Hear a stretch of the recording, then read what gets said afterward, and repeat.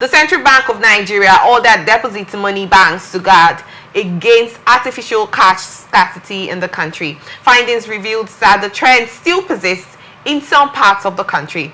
In a circular dated on November 29, jointly signed by Acting Directors Solaji Olayemi Currency Operations and Isa Olatinwo Aisha of the branch operators, the CBN outlined measures aimed at improving cash availability.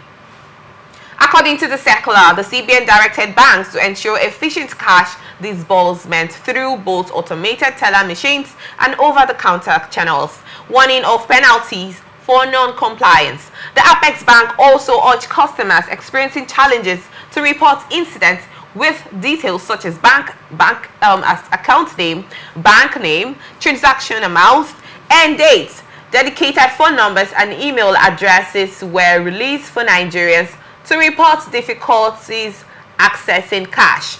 CBN Governor Olayemi Kadoso on Friday 29th November said, "We are aware of the persistent cash availability challenges at ATMs, which disproportionately impact ordinary Nigerians. To tackle this, we are conducting spot checks across deposit money banks and will impose penalties on institutions failing to meet expectations. Financial institutions engaging in malpractice or acts of sabotage will face severe consequences," he said. However, as of Friday 6 December, Nigerians in some major cities said that they still experience significant difficulty obtaining sufficient cash over the counter and at the ATMs in some commercial banks.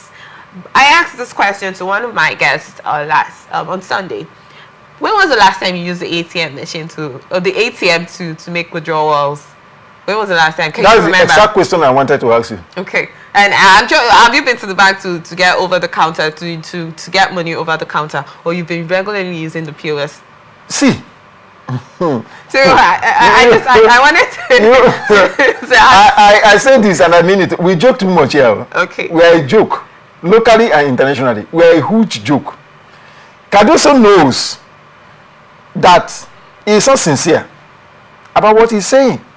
And let me say this to you. It's like a father who is living in promiscuous life. Even if it is hidden to the children, there is an authority that he lacks over the family. Moral authority. There are things he can't speak about. In fact, if he wants to speak about them, he will see what will happen to him. He may not be able to explain. That is how people struggle when they are not. It's like somebody is like telling you bail is free.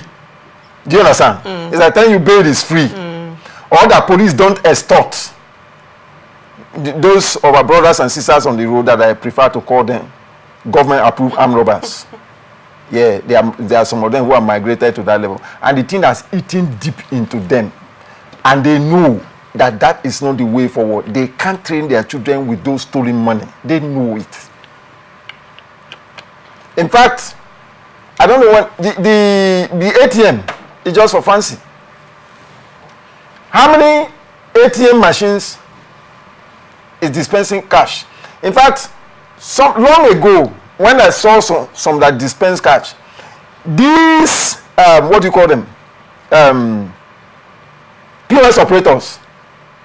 They are even ready. They have their collaborators. They will even pay you some money. If you are able to bring some money, they will pay you some money. You use your own card to withdraw so volume of money. Oh, so they can sell. They have a chain. It's a cartel. They go to the bank and get the money. And see, not the individual. And some people were actually complaining about these numbers that the CBN open up for. Nigerians are finding it difficult to get cash over the counter or the ATM, that they should call those numbers. But they said that most of the Nigerians say that those numbers are not active. They call the numbers and nobody connects or pick to communicate with them so they can make their complaints. So it's a back and forth situation. You know, I don't know, this threat coming from the CBN governor, is it actually something that they will put in place and make sure that this banks dispense cash for Nigerians, or they will allow this problem to continue for as long as they want it to be. I was privileged to be in a bank. I won't mention the name of the bank, wherein I saw a customer ventilating his anger and frustration. You go to the bank, they say that is the instruction from above. There is a minimum limit of money you can get. Go to POS, you can get as much as possible. What was that? Saturday night, I got to a POS point in the market, and the lady was there. They had their agents, able-bodied young men. They watch from a safe distance, like falcon, targeting its prey. And then when you come and you ask, do you have so amount of money? I was right there. I just requested for 10,000 naira.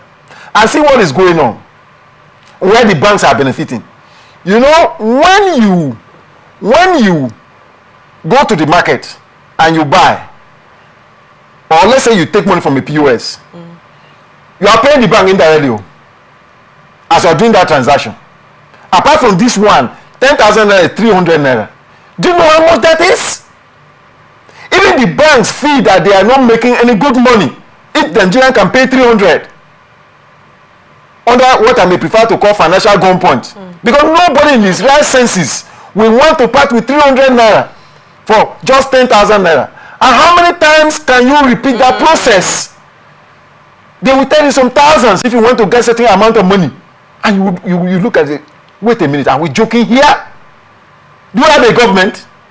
I don't think we have a government here. This is, when I tell people that this is a jungle, I tell people who get angry with a person like Mazin Nandikon for calling Nigeria zoo. I saw one senior advocate or so with a kind of a funny beard that remind me of our late he-goat in the village, shouting that Mazin Nandikon should not call Nigeria zoo. And I said I sympathize with that individual, because if he understands and know what a zoo represents, zoo is an orderly environment where animals are kept. There is order in the zoo. This is a jungle that we are doing here. This is a jungle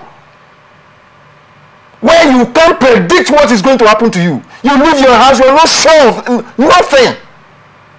Where you are supposed to get help, you look for help, you can call police that look, so something is going on here. There are people living in this town that they have been visited by robbers from time to time. They are living at the mercy of God. And nothing has been done about it. Nothing. Is it not a joke that somebody wants to iron and he prays with the children that let us pray that there will be light, so I will iron your clothes, so I will take that is madness.